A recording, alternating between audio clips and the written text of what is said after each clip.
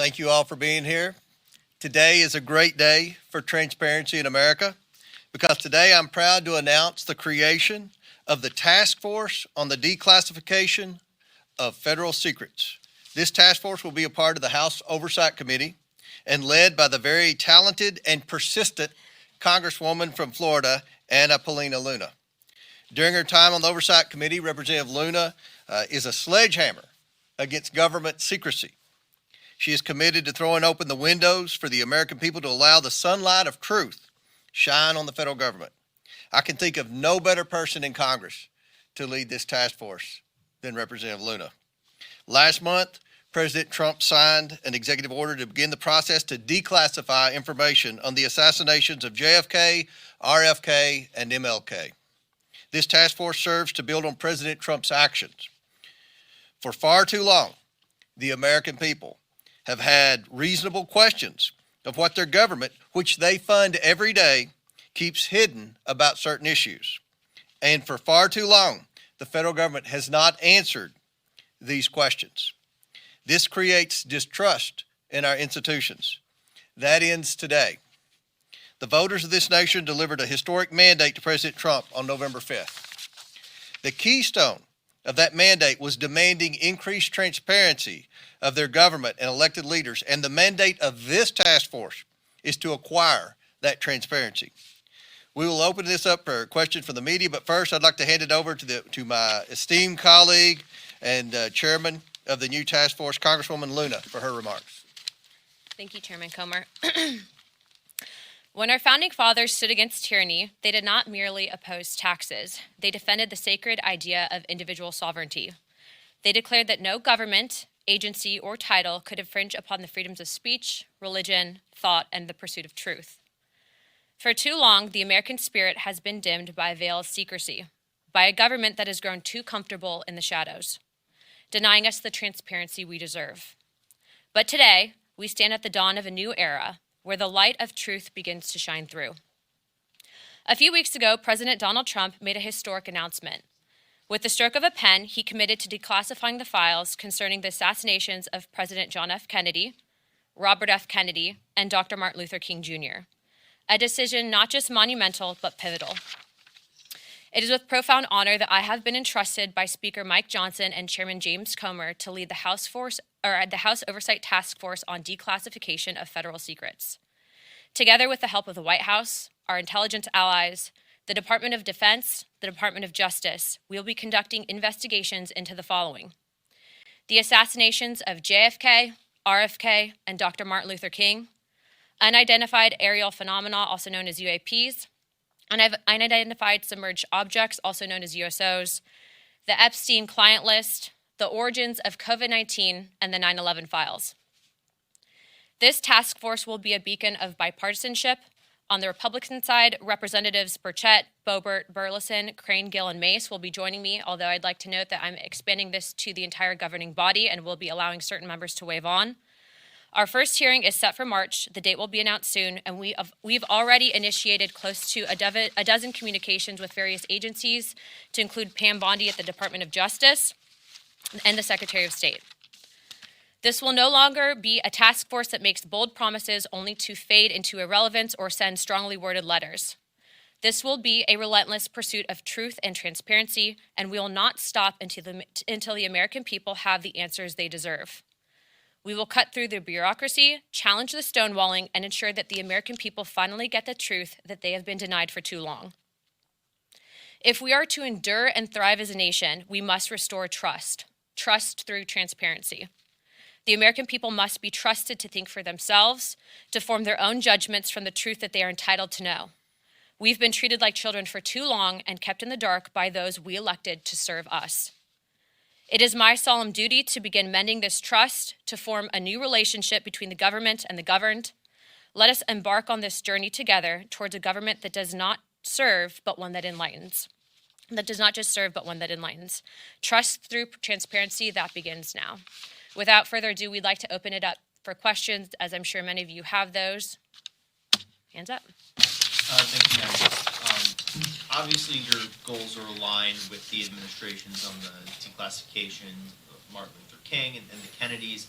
How would you handle if you end up, whether it's President Trump or Attorney General Bondi or DNI Gabbard, if they disagree with what you're looking to declassify on a certain topic, whether it's UAPs or 9/11 or something like that? How would you handle if there's some stuff that they don't necessarily want to declassify? Well, certainly, I think that they'd be supportive, being that they're advocating for this. But also, I want to remind the American people that this is bipartisan. There's also Democrats that are looking into answering these very questions. But certainly, we would share that information with the American people. This is about transparency. And I think, again, as I stated for far too long, there's been a massive push to keep the American people in the dark, and that ends today. Do you have subpoena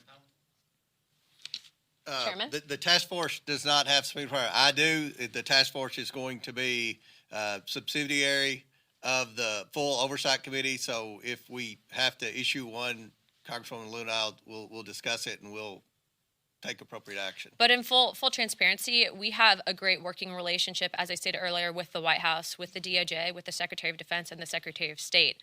The incoming FBI director, I think, will be very supportive, and we've also been told that the CIA director is very supportive.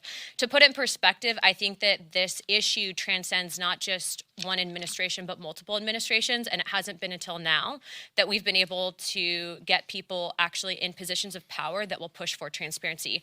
Now, if I find that different entities in the various intelligence agencies are stonewalling us, I'm going to make that known to the American people. But as of right now, we are cautiously optimistic.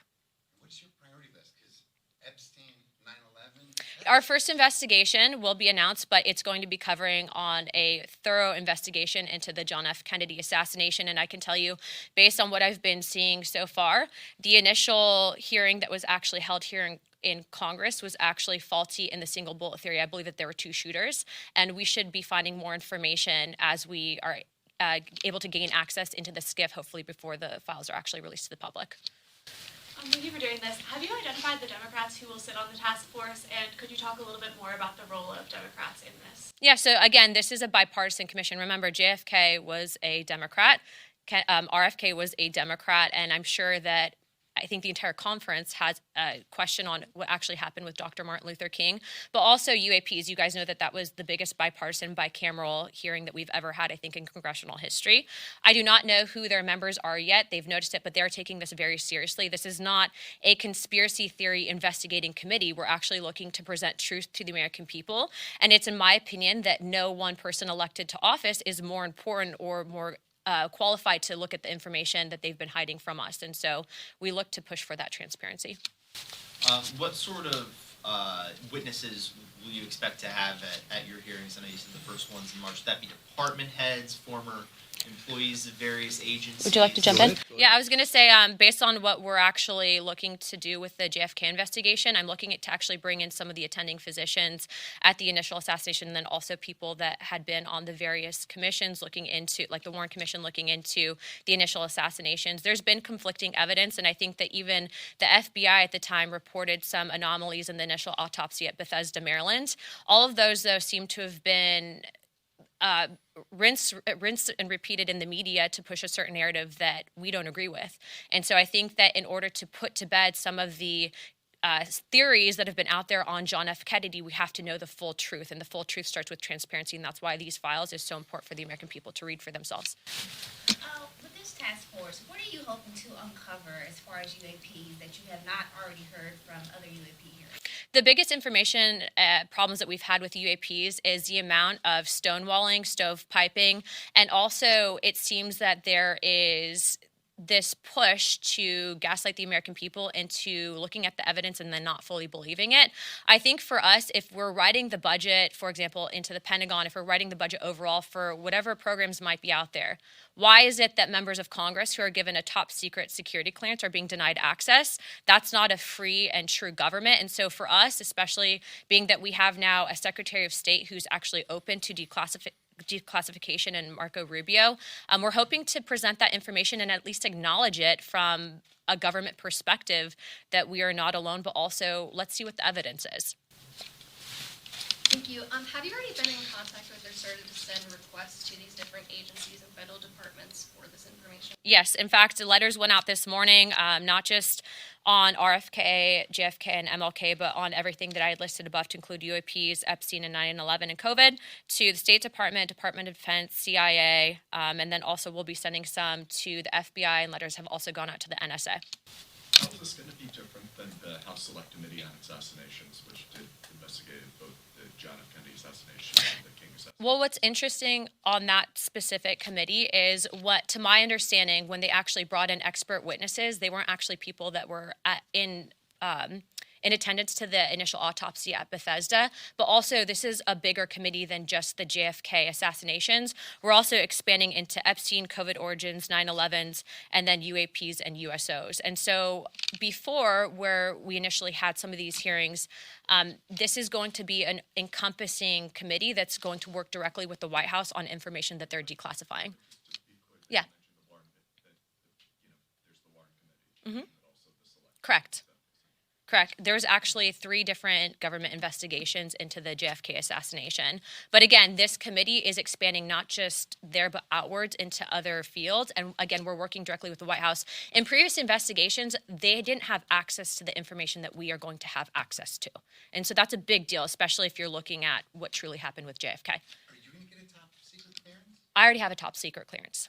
You do? All members of Congress have a TSCI. The question is do we get SAP access, of which Chairman Comer has been very supportive, and we'll be getting SAP access as well. Okay, 2 more, and then we're going to wrap it up.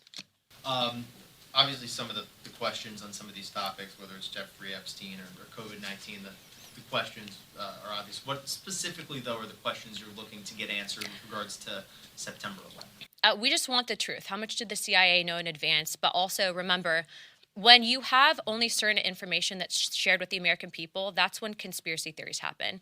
And it's in my opinion that conspiracy theories can be detrimental. It doesn't mean that in the last couple of months we haven't been right on a few things, but what I will say is I think that we deserve to give this information to the American people.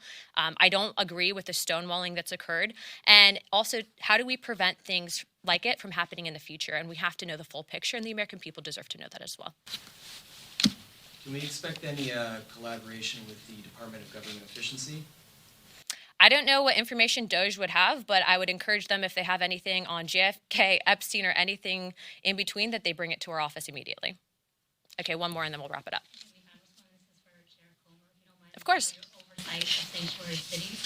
Senior City Mayor Eric Adams stand apart from the other Democrats in that he's cultivating a relationship with President Trump and has been critical of sanctuary laws. And what do you hope to uncover with this hearing? Well, we have a lot of questions. Some of the people in the mayor's administration have been vocal that they weren't going to comply with federal law, that they were going to continue to act as sanctuary cities. We want to know about coordination and communication they had between the previous administration. How did so many of these illegals get there? Who was paying for it? Who were they communicating with to be able to provide housing and so many other benefits to such a large population of people? Just the basic questions we all have. Who was paying for it? Who was leading the efforts to transport the illegals from wherever their entry point was in the United States to these sanctuary cities? And are the mayors going to comply with federal law now? Are they going to work with Tom Homan and the national security groups in the Trump administration to try to deport the criminal illegals and stop being a sanctuary city? Do you feel less worried about Eric Adams himself, considering his signals? Worried about what? Do we feel less worried about Eric Adams? Eric Adams, I mean, he was one of the first mayors to bring up the crisis situation, the fiscal impact on the city. So I think he would be a very good witness, and we have a lot of questions for him, just like we do the other 3 mayors. So, All right, 1 last question, then we're going to wrap it up. News Nation, let's go. Can I ask you about your relationship with whistleblowers? Is it going to be the normal process that oversight typically does, or would this be? Are you going to create a separate avenue for the task force? I mean, we're all about the normal process, but look, if you have information and it's credible, we've always approached it in that I'd like to be the person that does the interviews for it, mainly because, especially with stuff like this, we want to make sure that there's, not bad actors that are pushing false information to create a narrative that's simply not there. And so, every whistleblower that does come forward, as of right now, there's people that have been publicly out there, for example, on the JFK stuff, that were actually present in the room at the operating room where he was actually brought to right after the shooting. So we hope to bring those people in to testify. And again, these hearings will be open to the public. I am also expanding this to the entire conference. So if someone's going to take this seriously and look at it through an investigative lens and get answers for the American people, they are welcome to ask questions of the witnesses, and you guys will all receive notice of that. And we'll work with anyone who currently works with the federal government that wants to declare whistleblower status and receive whistleblower protection, if that's what they're interested in doing. And I don't think they're going to face the type of retaliation that the previous administration gave whistleblowers, particularly the IRS whistleblowers that blew the whistle on the cover-up of the Biden family.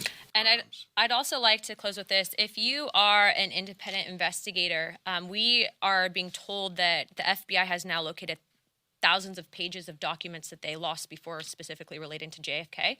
We are going to get through as much as we can. We have a great team of attorneys. We have a great team of investigators looking into this.